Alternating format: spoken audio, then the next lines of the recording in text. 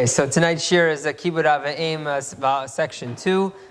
We began the shir by talking about the notion that parents have the option, if they want, to be mochel on their kavod. If they want to just say it's okay, my children don't need to honor me, especially when you read some of the possibilities of the areas where one has to be chamer. How many times a day does one have to stand up for their parents, calling their parents their names? There's so many complex situations in which one can be nichshol, not giving proper kibud avim. So we saw the Gemara in Kedushin Lamed Beis, source 7, the Shulchan Aruch Pasan, source number 8 on page 55, that a parent can be mocha on their kavod if they want. And in such a scenario, their kid will still get the mitzvah if they give the proper kibud avim, but then they won't be nichshol if they're not able to give it. So in the Sefer Pnini Halacha and others over here, sources 9 through 12, they talk about still it's a good idea to try to educate your kids about the mitzvah kibud avim and the extent to which of the importance of it. So I want to get back to some of the things we talked about last week in the Pnini Halacha, which has fasting tshuvot, which were not in your sources. On this topic of trying to find that healthy balance for your kids being honoring their parents. So the Pnei Halacha, Rabbi Eliezer Melamed says, fasting point. He says, no matter how hard you try, you can't force your kids. Despite how much halacha says they need to honor you, you can't force your kids to honor you. It says that a parent, if they want their kids to honor them, can't say, you don't honor me enough. You know what it says in Shulchan Aruch? I'm going to go home from tonight's shir. You know what I learned today? All the extent you have to honor me. It doesn't work. You can't force a child to honor you. It needs to come naturally. And so, first of all, what Rav Melamed points out is that the best incentive or the best guarantee that your children will honor you is if they see you honoring your parents. If you set an example what it's like to take care of your parents, so then you will serve as an example for your children what it means to do the mitzvah of kibud avim, and in doing that, you're ensured that your kids will want to honor you as well. He goes on to say again, it is advisable to be mochel on your kavod, even though it's good for your kids to do it, because you don't want them to get averos on your behalf. So it's better just to say that you are mochel if you're able to do it. Then I want to shift gears. Last week we spoke a little bit about evil parents, and we didn't have a chance to get into some of these tshuvot. So there were some fasting tshuvot. One is about hitting, about parents that use corporal punishment is hitting using a stick, whatever, a belt, whatever was done. So Melamed addresses this. First of all, there's a pasuk in Mishlei that says Choshech shifto sonei beno. Someone who doesn't hit their child is someone who hates their son. We have conflicting ma'amarim in the Torah and in Chazal regarding the role of hitting. On the other hand, the Torah says lifnei iver lo tifteh michshol. You're not allowed to put your child or anyone in a position that they're going to be nichshol. If I hit my child, the child has an isser to hit me back. The child is also not allowed to hate me. He has to honor me. By me being a very demanding and perhaps abusive or borderline abusive, let's say, parent, there's a chance that it will also place a stumbling block in front of the child. So fascinating, the Rav Eliezer Melamed essentially says that parents need to parent according to societal norms.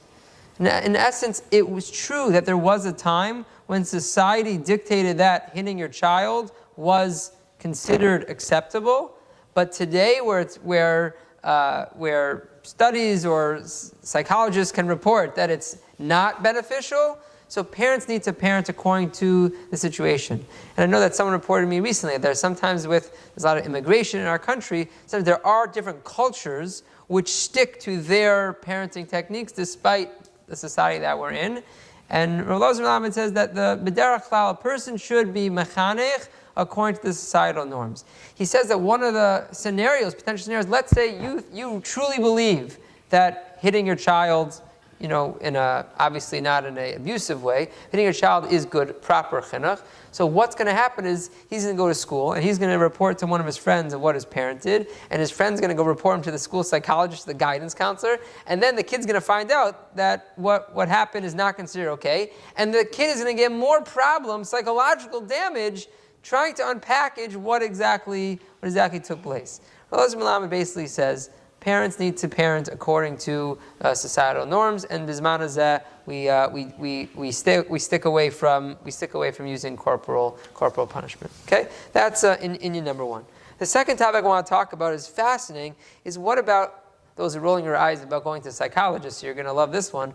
Are you allowed to go to a psychologist who has a certain bent, or perhaps, I don't know if this is a genre within psychology, or like a classic go-to intervention with a psychologist, but he describes, are you allowed to go to a psychologist if this type of psychologist often attributes much of the complaints that a person has on the way their parents raised you?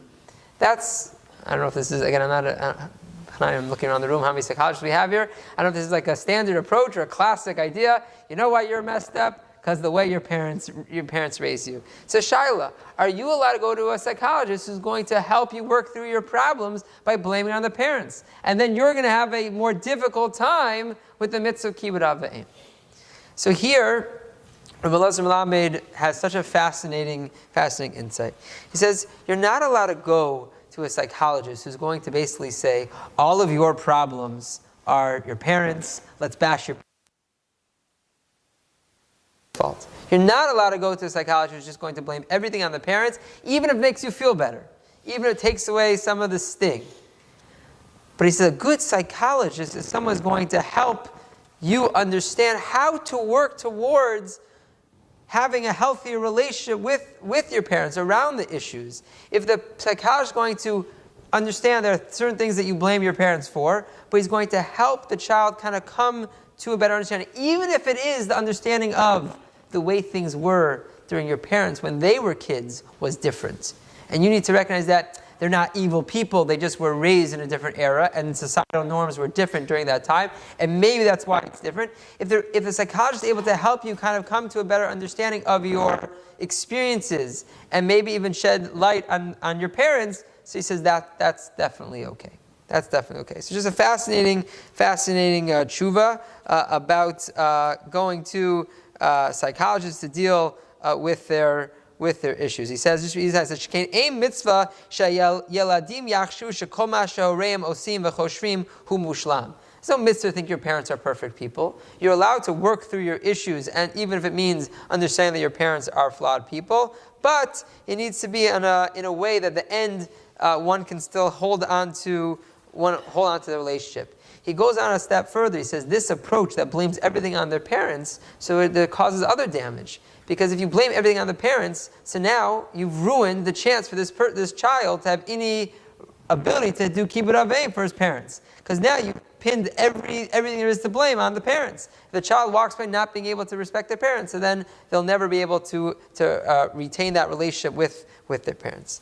That being said, very important caveat. So Rav Elazar Melamed does talk about there are parents who do terrible things. There are situations people who have done terrible things, and the example the differentiation that the Pnei Halacha says is that if the parents have done something which is abusive. Now, what is abusive? Sometimes you have to talk to a psychologist to figure out what is the line of where abuse is. But what he says, if the parents do something mit achzar be'ofen sadisti, some sort of sadistical, abusive method. So hahit naghut sadisti ti misukenet gufanit nafshit ota muchachim la'atzor. So there we definitely need to stop it, and there are no there definitely are red lines that can be drawn where we say ad kan, this is not a typical situation, and you need to first of all, the therapist needs to stop it, needs to report it perhaps, but there are limits. Remember, the shir that we start with was, are there limits, or we talked about last week even the parashir, are there limits to kibud av v'em? Yes, if there is a parent doing something which is actually abusive. We're not talking about just slapping on the wrist or taking the belt out and scaring the child, so then one needs to do something.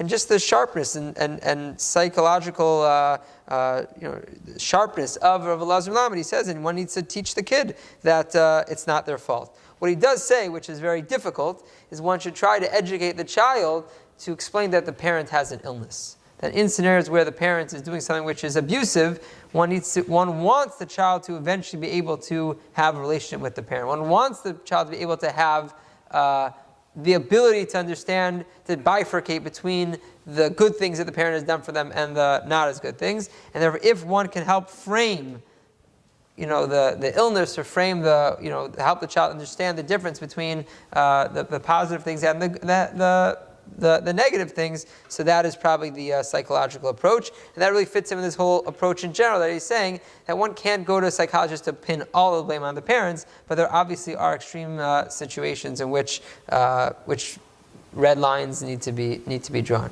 Okay, we'll stop here with this year, and then next week we'll finish up the third installment of Kibud Av V'Em.